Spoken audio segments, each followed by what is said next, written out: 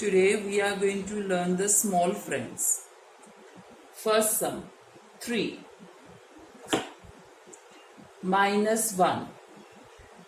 I can do minus 1 directly. Now plus 4. Now here I cannot do plus 4 directly. So I will go to the friend. Friend of 4 is 1. So plus 5 minus 1. Answer is 6. Second sum 3 plus 4. So again I cannot do plus 4 here directly. So again I will go to the friend.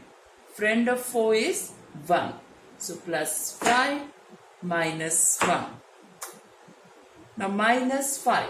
Here minus 5 I can do directly. So I will do minus 5. Answer is 2. Next 4 plus 4 again. Now here I cannot do plus 4 because I don't have any beads over here. So I will go to the friend. Friend of 4 is 1 plus 5 and minus 1. Now minus 5 again. So can I do minus 5 here? Yes, I can do minus 5 directly. So answer is 3.